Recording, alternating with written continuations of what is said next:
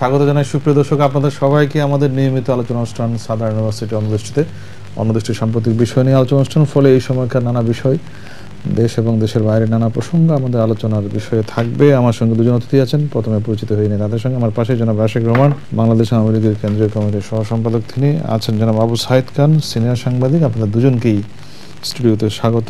জনাব আবু সাইদ খান, আপনাকে দিয়েই একটু শুরু করি। বাংলাদেশ প্রসঙ্গ তো আছে, বাংলাদেশের বাইরেও নানা প্রসঙ্গ, বিশেষ করে যুক্তরাজ্যের নির্বাচন এবং বাংলাদেশ ভারত যে সম্প্রতি এলবিএ চুক্তি এবং চুক্তির প্রেক্ষিতে ভারতের রাজ্যসভা লোকসভার অনুমোদন ইত্যাদি নিয়ে দুদেশের সম্পর্কে নতুন একটি দিগন্তের কথা শোনা যাচ্ছে।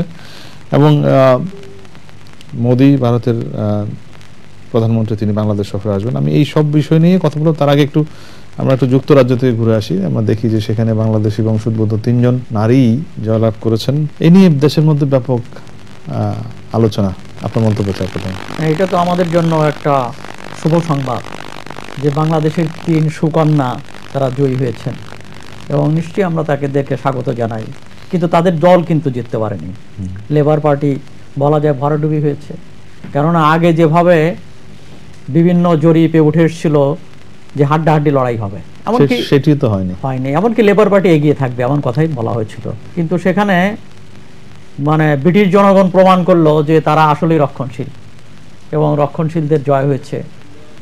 এবং একটা এই ধরনের বলা যায় একটা জাতীয়তাবাদী জায়গা থেকেই ভোটিংটা হয়েছে, কেননা এদিকে রক্ষণশীলদের জয় হয়েছে। তার মানে ব্রিটেনের জরিপও ভুল হয়? জরিপ তো দুনিয়ার সব জায়গার জরিপ, কোনো জরিপই মিলল না। এমনকি হাড্ডাহাড্ডি লড়াই, এমনকি ঝুলন্ত পার্লামেন্ট, কত কিছু বলা হলো, সেটা হলো না। এখানে লেবার জিতবে, কোনোটাই হলো না। এখানে টরি পার্টি জিতেছে, কিন্তু স্কটল্যান্ডে যেখানে আসলে লেবার পার্টির সবচেয়ে শক্তিশালী অবস্থান ছিল সেখানে তারা সমস্ত সিট হারিয়েছে এবং সেখানে 59টার মধ্যে 56টা এসএনপি অর্থাৎ সেই স্কটিশ ন্যাশনালিস্ট পার্টি তারা জিতেছে। তো সেই দিক থেকে দেখা যায় যে দুই দিকেই কট্টররা জিতেছে এবং কট্টরপন্থী, এবং শুধু তাই না, কট্টরদের জয় জয়কার। শুধু তাই না, যে অপর একটা তারা সিট পায়নি, সিট তাদের কমে এসেছে, কিন্তু সেটা হচ্ছে ইউকেআইপি, ইউনাইটেড কিংডম ইন্ডিপেন্ডেন্স পার্টি।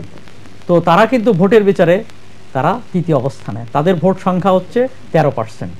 সেখানে লেবার পার্টির হচ্ছে 30% এবং 30%-এর মতো, 30-এর বোধহয় ইসে হবে, আর ওদের সেখানে 36%। তো সেই জায়গা থেকে এখন যে জিনিসটা দাঁড়িয়েছে যে এখানে অভিবাসন নীতি ইত্যাদি প্রশ্ন, ইউরোপিয়ান ইউনিয়নের অন্তর্ভুক্তি এবং অগ্রগতি, এই প্রশ্নে লেবার পার্টি অনেক নমনীয়, কিন্তু এখানে তাদের অবস্থানটা তুলনামূলকভাবে রক্ষণশীল অবস্থান। আপনি একটা জিনিস খেয়াল করেছেন নিশ্চয়ই, যে নির্বাচনের ফলাফলের পরও অনেকেই ভারতীয়, বিশেষ করে ব্রিটেনের গণমাধ্যম বলছে যে বড় একটা চ্যালেঞ্জের মুখোমুখি হতে হবে ডেভিড ক্যামেরন। হ্যাঁ, আমি সেই জায়গায় আসছি। ব্রিটিশের জনগণটা অনিশ্চয়তা চায়নি এবং তারা এটা নিয়ে এক পার্টিকে বিজয়ী করেছে। এখানে সবচেয়ে বিষয়টা হচ্ছে যে টরি পার্টির মধ্যে অর্থাৎ এই কনজারভেটিভ পার্টির মধ্যে বেশিরভাগই হচ্ছে তারা ইউরোপিয়ান ইউনিয়নের অন্তর্ভুক্তির বিরুদ্ধে এবং অনেকে সরাসরি বক্তব্য রাখে, ইউরো প্রচলনের বিরোধিতা তারা করে, সরাসরি বিরোধিতা করে। সেই ক্ষেত্রে বরং বলা যায় যে এই ক্ষেত্রে ক্যামেরনের দৃষ্টিভঙ্গি খানিকটা নমনীয়, কিন্তু তারপরেও তার দলের ভিতর, যেমন এটা ভারতের মধ্যে বলা যায় যে মোদির দৃষ্টিভঙ্গি একটু নমনীয়, কিন্তু আরএসএস ভিতরে আছে যারা হচ্ছে পুরো রক্ষণশীল কিংবা হিন্দুত্ববাদে বিশ্বাস করে। ঠিক তেমনই করে এখানে টরি দলের ভিতর রক্ষণশীলদের অবস্থান রয়েছে এবং অপরদিকে এখানে অপরক্ষণশীলেরাও তারা 13% ভোট পেয়েছে এবং যারা সরাসরি ওই অভিবাসন এর বিরোধিতা করে, অর্থাৎ ইউকেআইপি, তারা সরাসরি কিন্তু বিরোধিতা করে, তারাও 13% সিট পায়নি, কিন্তু ভোট তো পেয়েছে। তো সেই জায়গা থেকে অপরদিকে লেবার পার্টি তার অবস্থান হারিয়েছে। এর মানে হচ্ছে যে স্কটিশ জাতীয়তাবাদীর উত্থান ঘটেছে, স্বাধীনতার প্রশ্নে তারা সামনে এসে যাবে, তখন কি করবে? স্বাধীনতার প্রশ্ন তো আবার উস্কে উঠবে। এই প্রশ্নটা লেবার পার্টির যেভাবে মোকাবেলা করার সুযোগ ছিল সেটা নাই, কিংবা ওখানে লেবার পার্টির যদি ওখানে প্রতিনিধিত্ব থাকতো সেটা মোকাবেলা অনেকটা সহজ ছিল, কিন্তু এবার কিন্তু এতটা সহজ হবে না। তারপরে হচ্ছে যে ইউরোপিয়ান ইউনিয়নের বাইরে ব্রিটিশ তার কি কর্তৃত্ব রক্ষা করতে পারবে না, কেন ইউরোপিয়ান ইউনিয়নের বাইরে, এমনকি ওবামাও বলেছেন যে তাকে ব্রিটিশ অর্থাৎ ইউরোপিয়ান ইউনিয়নের মধ্যে দিয়েই আগাতে হবে। কিন্তু সেই জায়গা থেকে তাদের ভিতর একটা বিরোধিতা আছে, 17 সালে নির্বাচন দেবে, গণভোট দেবে, সেই গণভোটে কি হবে? তারা না পারবে সে ইউরোপিয়ান ইউনিয়ন থেকে বেরিয়ে আসতে এবং না পারবে ইউরোপিয়ান ইউনিয়নের অন্তর্ভুক্তির প্রশ্নে আরো এগিয়ে যেতে। এই ধরনের একটা চ্যালেঞ্জ, এইটা তার জন্য একটা চ্যালেঞ্জ। তার জন্য দুটো চ্যালেঞ্জ, আমি এখানে শেষ করি। তার জন্য দুটো চ্যালেঞ্জ, একটা হচ্ছে স্কটল্যান্ডের স্বাধীনতার প্রশ্নটা সামনে আসবে, এটাকে কি করে মোকাবেলা করবে, এটা একটা চ্যালেঞ্জ। 2 নম্বর হচ্ছে ইউরোপিয়ান ইউনিয়নে থাকা না থাকার বিষয়টা নিয়ে আর একটা চ্যালেঞ্জ। আমি আসছি আপনার কাছে। রাশিদ রহমান, বাংলাদেশিদের উল্লাস আছে, বাংলাদেশি বংশোদ্ভূত 3 জন নারী জয়লাভ করেছে এবং এটা বাস্তবতা যে এই জয়লাভ অনেকটা হিস্টোরিক্যালি আমাদের বঙ্গবন্ধুর নাতনি টিউলিপ সিদ্দিকের একটা নতুন রাজনীতিতে, ব্রিটেনের রাজনীতিতে তার যে উদ্ভব, এটি একটি গুরুত্বপূর্ণ ঘটনা। কিন্তু একই সঙ্গে দুর্ভাগ্যের বিষয়ে তার বিজয় যাতে না হয় সেই ধরনের পরিস্থিতিও নাকি উদ্ভব হয়েছিল। জানান, বাংলাদেশের নোংরা রাজনীতি ব্রিটেন পর্যন্ত গড়িয়েছে। হ্যাঁ, বাংলাদেশের নোংরা রাজনীতি ব্রিটেন পর্যন্ত গড়িয়েছিল, এটা তো সামাজিক নেটওয়ার্ক যেগুলো ফেসবুক, টুইটার সব জায়গায় বেশ পরিষ্কার হয়েছে এবং বিভিন্ন গণমাধ্যমেও এসেছিল। তো উনি বিজয়ী হয়েছেন, আমি ওনাকে অনেক অনেক অভিনন্দন জানাই। বঙ্গবন্ধুর নাতনি রিজওয়ান সিদ্দিক টিউলিপ। আমি একটু পজিটিভ নোটে জিনিসটা দেখতে চাই। আপনি যখন নির্বাচন করবেন, রাজনীতি করবেন, তখন অপপ্রচার করার চেষ্টা করা হবে, অনেক কিছুই করার চেষ্টা হবে, বাট মূল ব্যাপার যেটা, আমি যে জায়গায় ইমপ্রেসড সেটা হচ্ছে যে এত অল্প বয়সে যেভাবে সে তার, বিশেষত তার যে নির্বাচনী এলাকাটা, সেখানে কিন্তু শ্বেতাঙ্গ এবং অন্যান্য সকল বর্ণের একটা বসবাস আছে এবং এটা বলা যায় আপার মিডল ক্লাস এবং লোকদের একটা সংমিশ্রণ। সেই জায়গায় তিনি যেভাবে তার ইলেকশন ক্যাম্পেইন চালিয়েছেন এবং তার ওই নির্বাচনী এলাকার মানুষদেরকে আস্থায় নিতে পেরেছেন, এটা একটা খুবই বড় যোগ্যতার পরিচয় দেয়। এটা ছোট করে দেখার কোনো উপায় নেই। এবং সবচেয়ে বড় গৌরবের যে বিষয়টা, যে বাঙালি জাতীয়তাবাদ, অর্থাৎ আজকে বাংলাদেশের ভিতরে তো শুধু বাঙালি বা বাংলাদেশের সম্পদ না, সত্যিকার অর্থে সমস্ত পৃথিবীতে ছড়িয়ে থাকা সফল যারা বাঙালি, তারাও তো আমাদের সম্পদ হতে পারে। এবং আজকে টিউলিপকে যখন আমরা দেখি, তখন তো মনে হয় যে বাঙালির নতুন করে একটা জয়ের যাত্রা শুরু হলো। সেটা রাজনীতি বলুন, অর্থনীতি বলুন, বিজ্ঞানের যাত্রায় বলুন। এবং একটু আগে সাইদ ভাই যে কথাটা বলছিলেন যে আনফর্চুনেট তো যে 3 জন বাঙালি বংশোদ্ভূত ওনার এমপি হয়েছেন ঠিক, কিন্তু ওনাদের দল ক্ষমতায় যেতে পারেনি। আসলে হয়েছে কি যে আপনার আজকে কনজারভেটিভ পার্টি যে ক্ষমতা আসলে, এটা শুধু অভিবাসন নীতিকে যে এফেক্ট করবে তা কিন্তু না।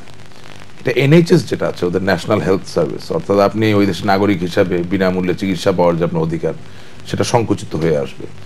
আপনার শিক্ষায় যে সাবসিডিগুলো তারা দেয়, সেটা সংকুচিত হয়ে, এটা তো সাবসিডির বিরুদ্ধে। দ্য রিজন বিইং, এটা আসলে আমরা তো 2015 সালে দাঁড়িয়ে আছি, এটা আসলে শুধু কনজারভেটিভ লেবার পার্টির ইস্যু না। ইস্যুটা হচ্ছে যে বর্তমানে ইংল্যান্ড তারা কোনো ব্যাগেজ ক্যারি করতে চায় না, অর্থাৎ তারা মনে করছে যে তাদেরকে অন্যের ব্যাগেজ ক্যারি করা থেকে বেরিয়ে আসতে হবে। এটা একটা মাইন্ড ফ্রেম, মাইন্ডসেটের ব্যাপার। এই পুরা ইউরোপিয়ান ইউনিয়ন এবং পুরো ইউরোপ জোনটাই কিন্তু গত বহু বছর ধরে একটা অর্থনৈতিক মন্দার ভিতর দিয়ে, একটা সংকটের ভিতর দিয়ে চলছে। যদি ওই সংকটটা না থাকতো তাহলে হয়তো আজকে পরিস্থিতি একটু অন্যরকম হতো। নট অনলি দ্যাট, ইউরোপিয়ান ইউনিয়নে ইনক্লুশন বা ইনক্লুশন না করার যে চিন্তাভাবনাটা, সেটা ডেভিড ক্যামেরনই বলুন বা লেবার পার্টির থেকেই বলুন, এর শেষ স্ফুরণটা কিন্তু সবসময় নির্ভর করবে ইউরোপিয়ান ইউনিয়নের অন্যান্য সদস্যরা আসলে সত্যি অর্থে কেমন করছে। Because England as a nation, তারা কিন্তু, আপনি সেটা আমাদের বাংলাদেশ থেকে যাওয়া একজন ব্রিটিশ নাগরিকের কথাই বলুন বা ওদের ওখানে থাকা একজন শ্বেতাঙ্গ নাগরিকের কথাই বলুন, কেউই কিন্তু ইউর যে ব্যাগেজটা এটা পুল করতে চায় না। সো ইভেন্চুয়ালি যে অনেক দেশে যে অর্থনৈতিক বিপর্যয়, স্পেশালি গ্রিস এবং অন্যান্য কান্ট্রিতে, শুধু তাই না, স্পেনের মতো দেশের 27% আনএমপ্লয়মেন্ট এবং তারা সকলেই বেকার ভাতার অধীনে আছে। সো যখন হবে, আপনি যখন নিজেকে ইনক্লুড করবেন ইউর ভিতরে, এই দায়-দায়িত্ব আপনার ঘাড়েও চলে আসতেছে। এবং শুধু তাই না, ওই যে মাইগ্রেশন আপনার ওয়ার্কফোর্সের, সেটা তো অলরেডি অবারিত অবস্থায় আছে, এটা আরো বেড়ে যাবে। সো ওই 27% একটা মুভমেন্ট, ইন্টারনাল মাইগ্রেশনও হচ্ছে, ইন্টারনাল মাইগ্রেশন হচ্ছে। সো ওইসব জিনিস চিন্তা করে যেটা হবে। বাট আমি অনেক পজিটিভ নোট মনে করি যে আমাদেরকে আজকে যেটা উচিত, বাংলাদেশে থেকে এই ইংল্যান্ডের যে বিজয়টাকে, এটাকে কেন্দ্র করে we should focus on the fact যে আমাদের সমস্ত পৃথিবীতে যেখানে যারা এই বাঙালিরা আছেন, তাদেরকে আমাদের সম্পদ মনে করে কিভাবে আমাদের স্বার্থে বাংলাদেশ আরো এগিয়ে যাওয়ার ক্ষেত্রে কাজে লাগানো যায়, তাদের কাছে কিভাবে সহযোগিতা নেওয়া যায়, সেই জিনিসটা। এটা আমরা যদিও দেখি যে এখানে ধরেন ভারতের অরিজিন 10 জন জিতেছে, পাকিস্তানের অরিজিনে 10 জন জিতেছে, এবং সাউথ এশিয়া কি আস্তে আস্তে ব্রিটিশ উপনিবেশ দখলের দিকে যাচ্ছে নাকি? আপনার কি মনে হয়? কিছুটা তো তাই। আপনি ইংল্যান্ডের রাস্তায় রাস্তায় হাঁটলে ফিশ এন্ড চিপস যদি দেখেন, বা ওদের ফুডের আউটলেট গুলো যদি দেখেন, যে কারি হাউস যেগুলো, অ্যাকচুয়ালি 10,000-এর উপরে মানে হ্যাঁ, মানে ব্রিটিশ ফুড বলে তো আসলে কিছু নাই, পুরোটাই সংকর একটা ব্যাপার। এবং আপনি ইংল্যান্ডের যে কোনো কর্মক্ষেত্রে যে কোনো জায়গায় যান, টিউবে চড়েন, রাস্তায় যান, আপনি হাই স্ট্রিট যে কোনো মার্কেটে যান, দিনের শেষে ইন্ডিয়ান, পাকিস্তানি, বাংলাদেশিরা তো সেখানে একদম খুব পরিষ্কারভাবে অবস্থান করছে। এবং এটা অনেকে যোগ করে বলে যে once they use to rule us, they use to occupy us, maybe in the near future will occupy. এটা ডেভিড ক্যামেরনও বলছিলেন হয়তো এমন একটা সময় হবে যখন আমরা একজন সাউথ এশিয়ান প্রাইম মিনিস্টার দেখতে পাবো। তবে ডেভিড ক্যামেরনের সরকার অভিবাসন নীতি যতই শক্ত করুক, আমি মনে করি এটা তো একটা প্রবাহ, এটা একটি ধারা। দিনের শেষে পৃথিবীর বিভিন্ন জায়গা থেকে মানুষ গিয়ে সেখানে বসবাস করা বা সেটেল করার যে প্রবাহটা, এটা আসলে বন্ধ করা খুবই কঠিন। এটা কেউ পারছে না, এটা কেউ পারছে না এবং এটা হবেও না। সীমান্ত রক্ষী দিয়ে পারছে না। আবু সাইদ খান, একটু অন্য প্রসঙ্গে আসি, যে এলবিএ নিয়ে আমি একটু এই জায়গাটা একটু মন্তব্য করে তারপর আপনি বলেন অন্য। সেটা হচ্ছে যেমন টিউলিপের অর্জনটা, এটাকে কিন্তু আসলে আমাদের অর্জন না, কিংবা বাংলাদেশের, এটা টিউলিপের নিজস্ব অর্জন। এবং সে ওখানে মূলধারার, এখানে বাঙালি যারা ম্যাক্সিমাম, তারা হচ্ছে বাংলাদেশের পলিটিক্স নিয়ে আটকে থাকে। এবং তার ভিতর থেকে টিউলিপ কিংবা রুশনারা এরা মূলধারার রাজনীতিতে মিশতে পেরেছেন। এবং যে কারণে মূলধারা থেকে, যেমন টিউলিপ কিন্তু ওই এলাকায় কাউন্সিলর ছিলেন, কাউন্সিলর হয়ে এবং জনপ্রিয়তা এটা হয়েছে।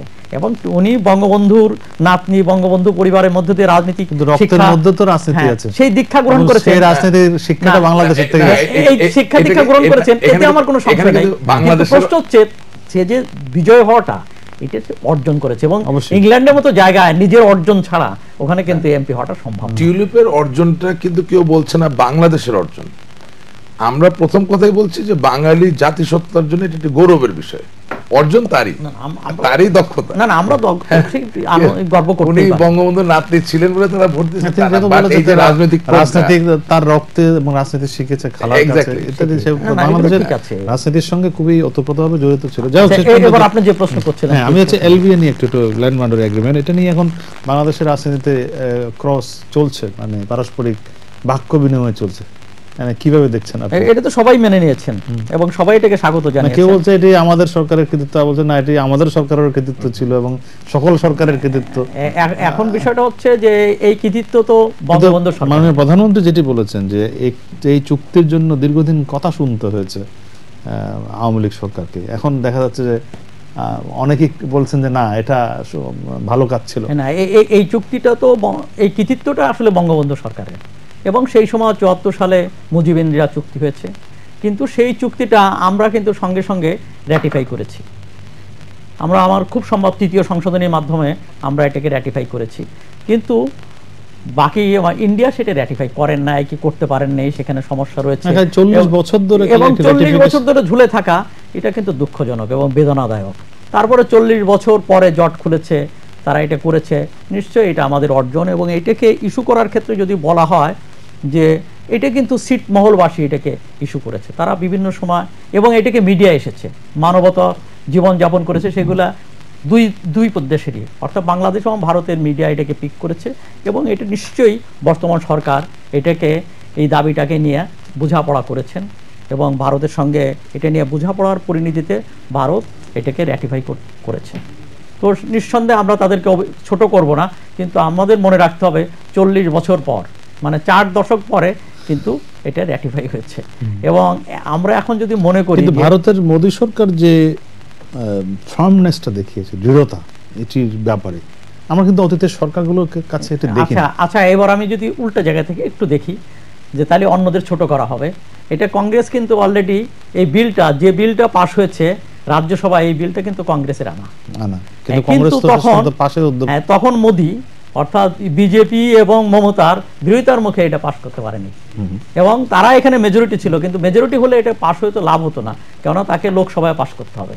কিন্তু এই জায়গা থেকে হচ্ছে, শুধু তাই নয়, এবার যদি আপনি বলেন যে এবার যখন বিলটাকে সংশোধন করে মন্ত্রিপরিষদ যখন আলোচনা হয়েছে, অর্থাৎ আসামকে এক্সক্লুড করে, আসামকে বাদ দিয়ে এই বিলটা উপস্থাপনের যখন চেষ্টা হচ্ছে, তখন কিন্তু কংগ্রেস বিরোধিতা করেছে। তখন বলছে তারা সমর্থন জানাবে না।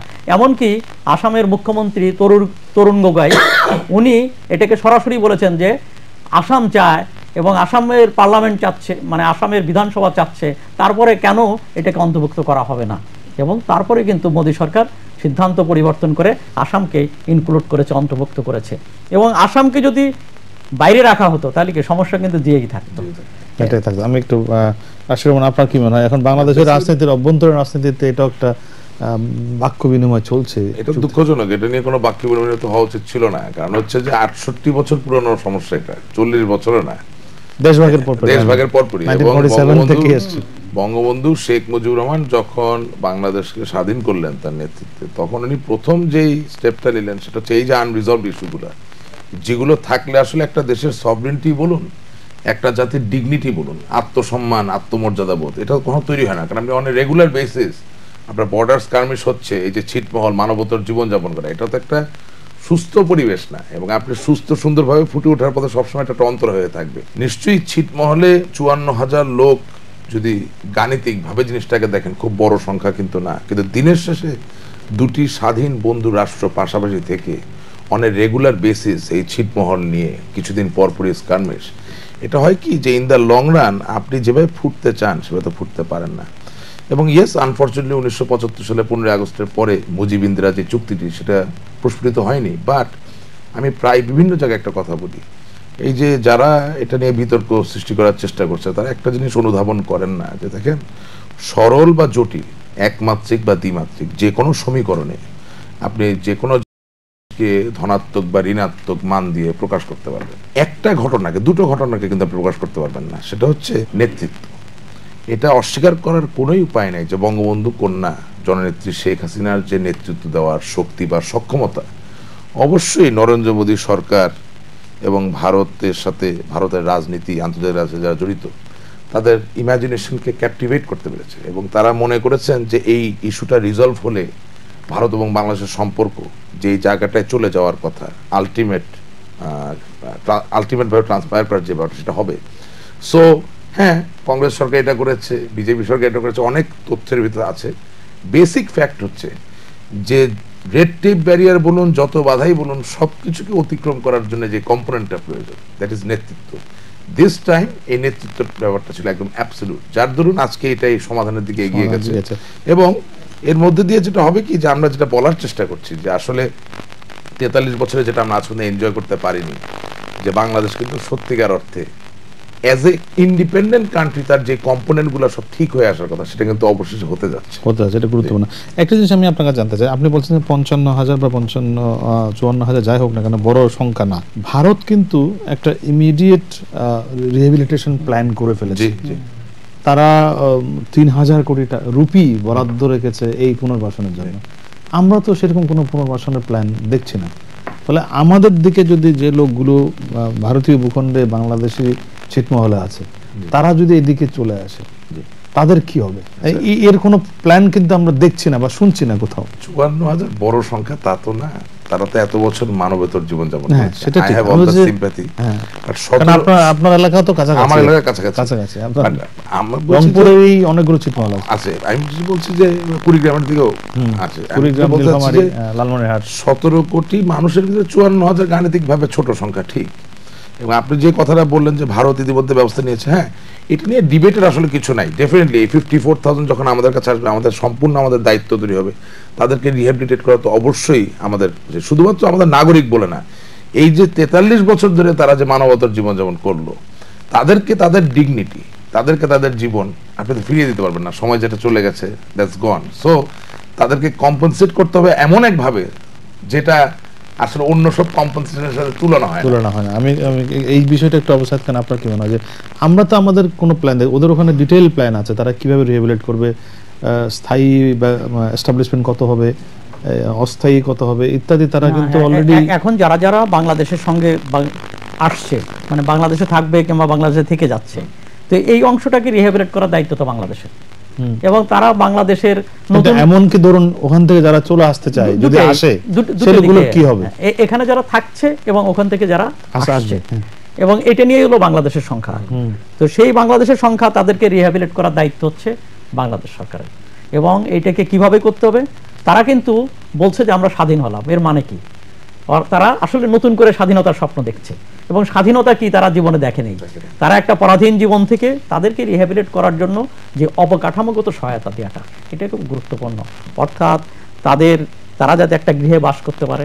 অনেকেরই হয়তো আসবে যার কোনো থাকার জায়গা নেই, কিংবা যেভাবে মানবতার জীবনযাপন করছে তার জন্য একটা গৃহ সমস্যার সমাধান করা, তাকে স্কুল, ওখানে স্কুল এর ব্যবস্থা করা, তাদের ছেলেমেয়েরা যাতে স্কুলে যেতে পারে, চিকিৎসার ব্যবস্থা করা, ওখানে বৃদ্ধ যারা আছে, যারা কর্মক্ষমতা হারিয়েছে, তাদেরকে বাংলাদেশের মানে তাদেরকে বিশেষ ভাতার ব্যবস্থা করা, এই সমস্ত ব্যাপারগুলোকে নিরূপণ করে তাদেরকে সাহায্য করা দরকার। তারা যেন সত্যি মনে করতে পারে যে তারা স্বাধীন হয়েছে, তারা একটা স্বাধীন দেশের নাগরিক, এটা প্রমাণ করার দায়িত্ব হচ্ছে আমাদের সরকারের, এবং সেটা বাংলাদেশের জন্য কঠিন কিছু নয়, এবং এই ব্যাপারে দরকার আন্তরিকতা এবং সদিচ্ছা। তবে একটা জিনিস হচ্ছে যে এইটাকে খুব দ্রুত করা উচিত, কেন বাংলাদেশে আমরা যখন দেখি যে সমস্যা যখন আসে তখন যে আন্তরিকতা, আবেগ থাকে, কিন্তু আস্তে আস্তে আবেগটা ভোতা হয়ে যায় সমস্যাটা, এবং বিভিন্ন সমস্যার ভিতরে এটা চাপা পড়ে যায়। আমার মনে হয় এই ব্যাপারে কোনো কালক্ষেপণ করা উচিত না, তড়িৎ এই ব্যাপারে সরকার সিদ্ধান্ত নেওয়া উচিত।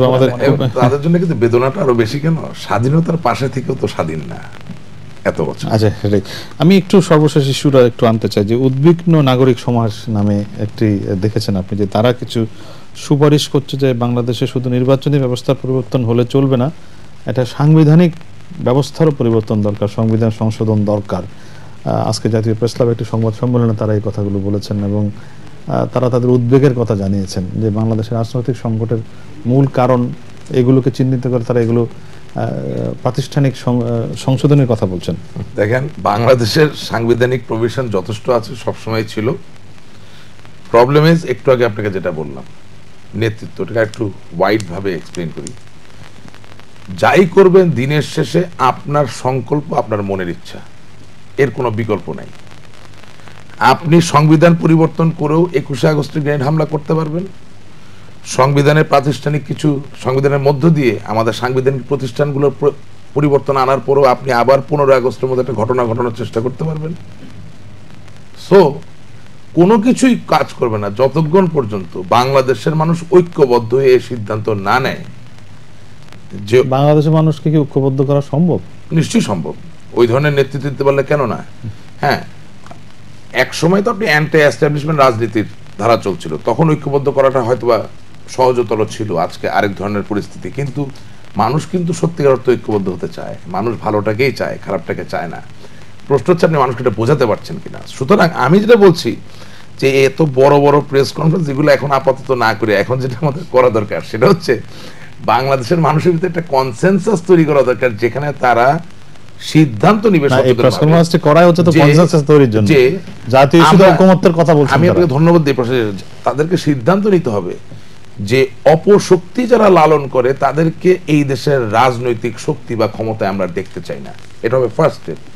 দ্বিতীয় স্টেপ 2015 সালের জন্য যেটা খুবই ইম্পর্টেন্ট, আমি একটু আগে আপনার প্রোগ্রাম শুরু আগে আলাপ করছিলাম, হায়দার আবাদি ইরাকের প্রাইম মিনিস্টার 1 ফেব্রুয়ারি 2015 সালে তিনি বললেন যে লেভেন্ট রিজনের বাইরে যেহেতু আইসিস এর গন্ডগোলটা ছড়িয়ে পড়েছে, এটাকে কিছুটা তৃতীয় বিশ্বযুদ্ধ বলে মনে করা যেতে পারে। আমাদের দেশের জনগণকে এখন সিদ্ধান্ত নিতে হবে যে বহির্বিশ্বে ঘটে যাওয়া যেসব কনফ্লিক্ট, যুদ্ধ, সেই সব যুদ্ধ বা সেসব সংঘর্ষে অংশগ্রহণ করার জন্যে মৌলবাদী জঙ্গিবাদী শক্তির পদাতিক বাহিনী তৈরি করার ক্ষেত্র বাংলাদেশ হবে কি হবে না, এই দুটি সিদ্ধান্ত যদি আমরা ঠিক মতো নিতে পারি, এরপরে আপনি প্রেস কনফারেন্স করেন বা না করেন, যত রকম সাংবিধানিক চেঞ্জ করেন, প্রতিষ্ঠান কাজে লাগবে, কিন্তু এই দুটি সিদ্ধান্ত যদি আপনি নিতে না পারেন তাহলে এই দেশের মানুষ কোনোদিন শান্তি পাবে না।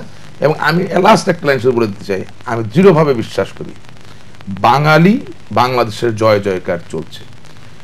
রেজওয়ান সিদ্দিক টিউলিপের জয় এই কারণে প্রাসঙ্গিক যে অলরেডি যেই বঙ্গবন্ধু শেখ মুজিবুর রহমান বাঙালি জাতীয়তাবাদের উপরে বিশ্বাস করে বাংলাদেশ আমাদের কিনে দিয়েছেন, বাঙালির জয় ভৌগোলিক সীমারেখাকে ট্রান্সেন্ড করে সমস্ত দুনিয়ায় ছড়িয়ে গেছে।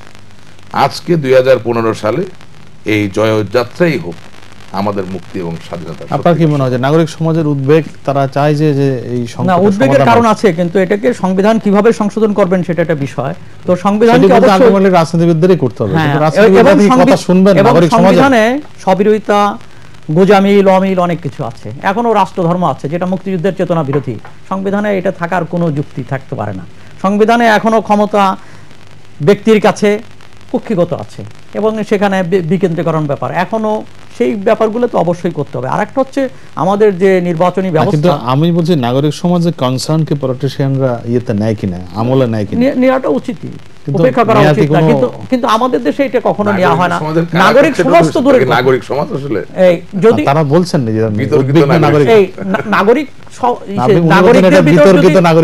নাগরিকদের ভিতর যদি একজন নাগরিকও যদি কোনো যৌক্তিক প্রস্তাব দেন, তবে সরকারের উচিত হচ্ছে সেটাকে বিবেচনা করা এবং সেটাকে উড়িয়ে না দিয়ে। বলছেন যে বিতর্কিত নাগরিক সমাজ, আপনি তাই মনে করেন কিনা? নাগরিক সমাজ বিতর্কিত কিনা? নাগরিকরা তো বিতর্কিত হয় না, নাগরিকদের একটা অংশ। নাগরিক সমাজ মানে যে টোটাল না, সবাই তো না। এখন হচ্ছে যে এই ফোরামের সম্পর্কে বিতর্ক থাকতে পারে, আরেকটা প্রশ্ন। কিন্তু প্রশ্ন হচ্ছে তার প্রস্তাবটা যৌক্তিক কিনা, এবং কোন নাগরিকদের পক্ষ থেকে মানে উত্থাপিত প্রস্তাবগুলোকে তুড়ি মেরে উড়িয়ে দেওয়া ঠিক না, সেগুলোকে বিবেচনা করা উচিত এবং সেটা অযৌক্তিক হলে সেটা বলা উচিত। কিন্তু নাগরিকরা কথা বলতে পারবেন না, নাগরিক সমাজ আছে, আমাদের এখানে শত নাগরিক সমাজ আছে, আমাদের এখানে সহস্র নাগরিক সমাজ আছে, উদ্বিগ্ন নাগরিক সমাজ আছে।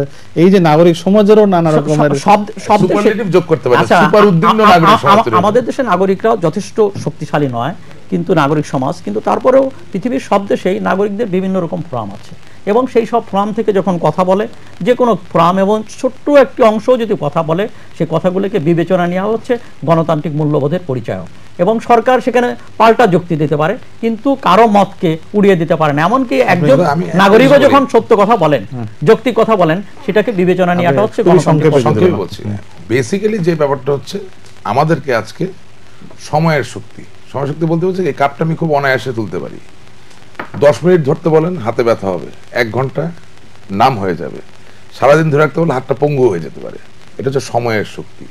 তো আমাকে অ্যাসেস করতে হবে যে এই সময়ে ইমিডিয়েটলি আমি কতটুকু করতে পারবো, কি করতে পারবো, তার সাথে ভালোবাসার শক্তির সংমিশ্রণ ঘটিয়ে হ্যাঁ যেটা ঠিক সেটা করতে হবে। কিন্তু আমার কাছে মনে হচ্ছে আজকের এই প্রেস ব্রিফিং এর যে প্রস্তাবনা, সেগুলো নিয়ে মাতামাতি করার আগে আরো অনেক ইমিডিয়েট এজেন্ডা আমাদের আছে। ন্যায্যটাকে অবশ্যই করতে হবে, বাট যেটা ইমিডিয়েট রিকোয়ারমেন্ট সেটা আগে। গণতন্ত্র মানে হচ্ছে যে কারো কথা তার কাছে গ্রহণযোগ্য নাও হতে পারে, তবু সে কথা শুনতে হবে, অন্যের মতামতকে শ্রদ্ধার চোখে দেখতে হবে এবং এইটা দেখতে না পারলে সেখানে গণতন্ত্রের পথ বারবার কন্টাকে কিনা। আমরাও চাই না সেটি গণতন্ত্রের পথ রুদ্ধ হোক। গণতন্ত্র হচ্ছে শতফুল ফুটবার ক্ষেত্র বিস্তৃত করে দেওয়া, এটি হচ্ছে গণতন্ত্রের সৌন্দর্য। আমরা সেটির উপরে নজর দেবো, বিশেষ করে নানা রকম মত যেখানে থাকবে, সকল মতের প্রতি শ্রদ্ধা দেখে, যেটা আমরা ব্রিটেনের নির্বাচন থেকেও আমরা শিক্ষা নিতে পারি। সেখানে অনেক ভিন্ন মত থাকা সত্ত্বেও অনেক মতের মানুষ এক জায়গায় সহসা হয়ে যান এবং সেভাবেই গণতন্ত্র বিকশিত হয়। আমরা আশা করি সেই দিকটির উপর আমরা নজর রাখবো। আশিক রহমান, আবু সাইদ খান, দুজনকে ধন্যবাদ জানাচ্ছি আজকে আলোচনা শোনার জন্য। দর্শক আপনাদেরকে ধন্যবাদ অনুষ্ঠান দেখার জন্য। সবার জন্য শুভকামনা, সবাই ভালো থাকুন।